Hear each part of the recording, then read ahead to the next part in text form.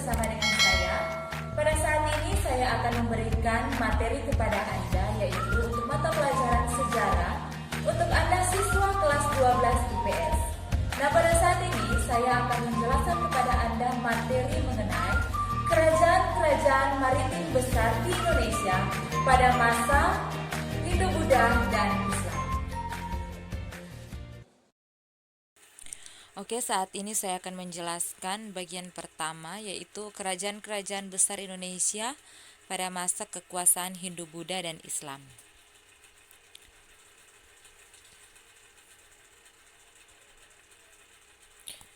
Yang pertama, kerajaan maritim Indonesia pada masa Hindu-Buddha. Ada kerajaan-kerajaan yang terbentuk pada masa Hindu-Buddha, yaitu Kerajaan Kutai, Tarumanegara, Kerajaan Sriwijaya, dan Kerajaan Majapahit. Kita masuk pada kerajaan yang pertama, yaitu Kerajaan Kutai. Kerajaan Kutai adalah kerajaan bercorak Hindu di Nusantara yang memiliki bukti sejarah tertua. Kerajaan ini berdiri pada sekitar abad ke-4 Masehi. Kerajaan Kutai terletak di Muara Kaman, Kalimantan Timur, tepatnya di hulu Sungai Mahakam, Kalimantan Timur. Kenapa dia dikatakan Kerajaan Kutai? Karena diambil dari nama daerah tempat ditemukannya prasasti Kutai yang berupa 7 buah yupa, sehingga kerajaan ini dinamakan Kerajaan Kutai. Kehidupan masyarakat pada masa Kerajaan Kutai dilihat dari sistem pemerintahan, sistem perekonomian, dan kehidupan sosial budaya. Kalau di sistem pemerintahan, Kerajaan Kutai ini menganut sistem pemerintahan monarki, di mana raja mempunyai kekuasaan penuh dalam mengatur rakyatnya, dan kekuasaan dimiliki raja yang diberikan secara turun-temurun. Artinya, pemerintahan memang dipegang sepenuhnya oleh seorang raja. Nah, pemilihan raja itu diambil dari garis keturunan. Jadi, yang akan menduduki kekuasaan sebagai raja adalah yang termasuk dalam generasi secara turun-temurun. Sedangkan untuk sistem perekonomian, adanya kegiatan perdagangan dan pertanian. Untuk kehidupan sosial budaya, adanya sistem kasta karena adanya pengaruh budaya Hindu dari India. Yang kedua, Kerajaan Tarumanegara. Kerajaan Tarumanegara merupakan kerajaan Hindu tertua kedua setelah Kerajaan Kutai. Kerajaan Tarumanegara atau Kerajaan Taru merupakan kerajaan yang berkuasa di wilayah barat Pulau Jawa. Berikut adalah kehidupan masyarakat pada masa Kerajaan Tarumanegara. Sistem pemerintahannya hampir sama dengan kerajaan sebelumnya, yaitu Kerajaan Kutai masih menganut sistem pemerintahan monarki.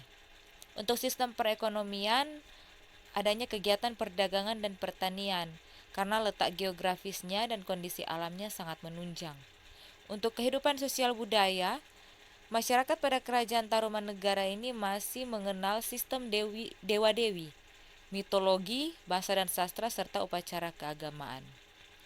Kerajaan berikut adalah Kerajaan Sriwijaya. Kerajaan Sriwijaya ini terletak di Palembang. Karena banyak ditemukan prasasti Sriwijaya dan adanya Sungai Musi yang strategis untuk perdagangan. Kata Sriwijaya ini berasal dari kata Sri dan Wijaya. Sri yang berarti bercahaya, Wijaya yang berarti kemenangan, sehingga Sriwijaya ini berarti kemenangan yang gemilang.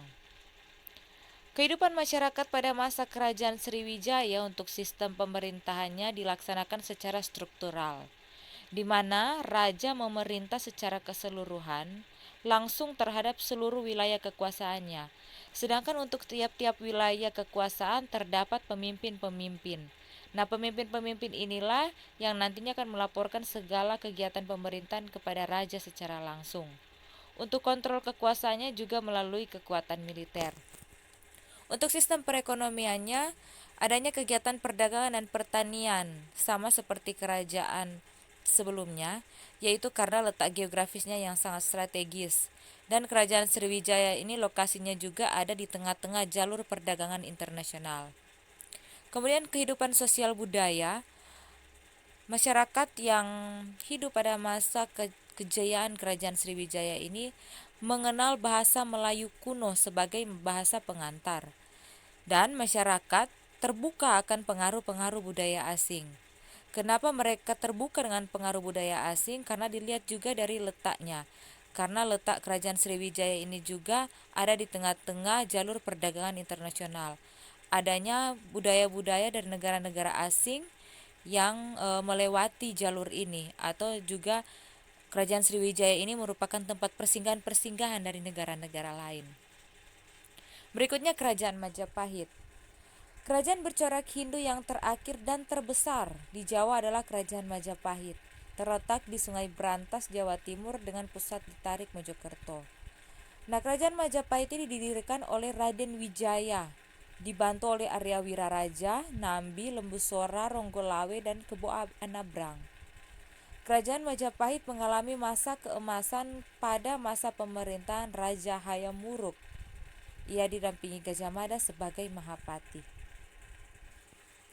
Kehidupan masyarakat pada masa Kerajaan Majapahit dilihat dari segi ekonomi, adanya kegiatan pertanian, perdagangan, pelayaran, serta kerajinan-kerajinan yang berhubungan untuk mendukung kegiatan ekonomi kerajaan tersebut.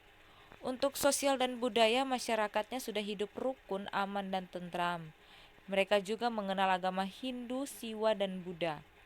Untuk pembagian sosial masyarakat berdasarkan pekerjaan, petani, pedagang, dan pengrajin.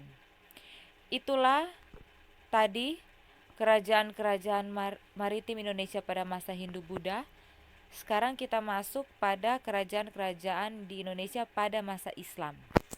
Ada 4, yaitu Kerajaan Samudra Pasai, Kerajaan Aceh, Kerajaan Demak, dan Kerajaan Makassar. Kerajaan Samudra Pasai ini didirikan oleh Meurah Silu pada tahun 1267 Masehi. Kerajaan ini merupakan kerajaan Islam pertama di Nusantara. Ia terletak di pesisir timur Laut Aceh. Jadi di sini ada peta Kerajaan Samudra Pasai, bisa diperhatikan. Gambar yang diarsir itu adalah lokasi atau wilayah kekuasaan Kerajaan Samudra Pasai. Karena letaknya yang strategis, Samudra Pasai ini berkembang sebagai kerajaan maritim dan bandar transit perdagangan. Nah, kerajaan ini memiliki hegemoni atau pengaruh atas pelabuhan-pelabuhan penting di Pidi, Perlak, dan sebagainya. Dilihat juga Samudra Pasai ini memang lokasinya memang tergolong sangat strategis karena juga menjadi jalur persinggahan dari perdagangan internasional. Nah, untuk kehidupan masyarakat pada masa kerajaan Samudra Pasai, dilihat dari kehidupan politiknya itu Kerajaan Samudra Pasai ini dipimpin oleh beberapa pemimpin.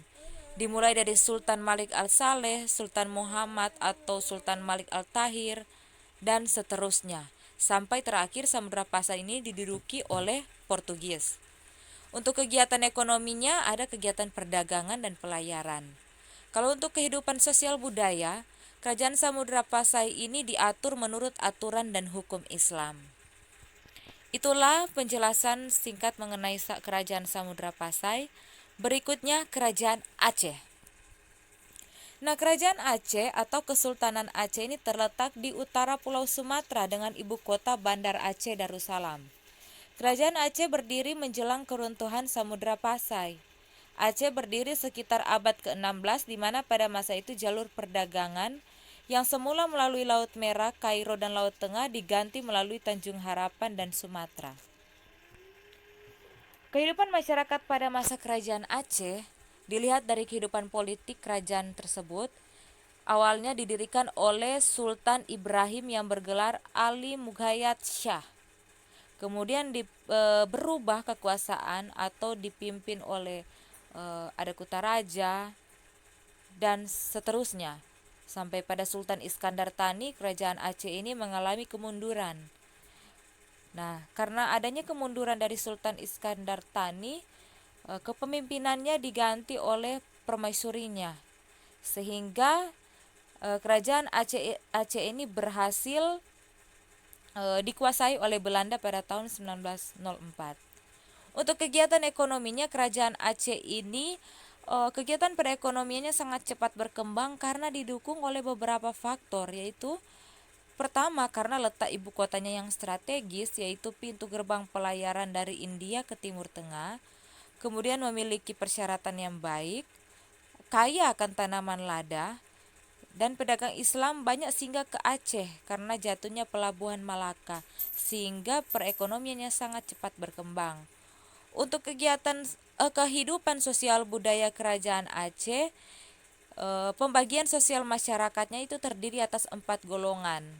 Yang pertama itu paling atas itu teku atau kaum-kaum bangsawan, kemudian tengku, tengku itu kaum ulama, hulu balang itu kaum-kaum prajurit, dan yang terakhir paling bawah itu rakyat biasa. Berikutnya Kerajaan Demak. Berikut ini disajikan peta wilayah Kerajaan Demak. Kerajaan Demak ini merupakan kerajaan Islam pertama di Pulau Jawa yang berdiri pada akhir abad ke-15.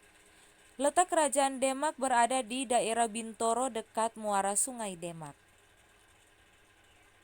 Nah, kehidupan masyarakat pada masa Kerajaan Demak, untuk kehidupan politiknya, raja pertama Kerajaan Demak yaitu Raden Patah. Kemudian digantikan oleh Adipati Unus, kemudian Adipati Unus digantikan oleh Sultan Trenggono sampai seterusnya. Jadi kehidupan politiknya masih bergantung pada kekuasaan raja, dan kekuasaan raja itu berganti-berganti tanpa melihat garis keturunan. Kegiatan ekonomi. Kegiatan ekonomi pada masa Kerajaan Demak ini adanya kegiatan perdagangan. Karena Kerajaan Demak ini yang terletak di Pulau Jawa sebagai penghubung atau transit antara penghasil rempah-rempah di bagian timur. Juga adanya kegiatan pelayaran yang mendukung akan kegiatan ekonomi. Untuk kehidupan sosial budaya, Kerajaan Demak masih diatur oleh hukum-hukum Islam, syariat Islam. Namun masih juga menerima tradisi-tradisi lama yang ada. Nah, itulah penjelasan mengenai Kerajaan Demak. Dan yang terakhir yaitu Kerajaan Makassar. Kerajaan Makassar juga ini dikenal dengan Kerajaan Gowatalo. Kerajaan Gowatalo ini atau Kerajaan Makassar ini disatukan oleh Daeng Manrabia dan Karaeng Matoaya yang merupakan pemimpin-pemimpin Kerajaan Goa dan Kerajaan Talo. Berikut adalah peta wilayah Kerajaan Gowatalo atau Kerajaan Makassar.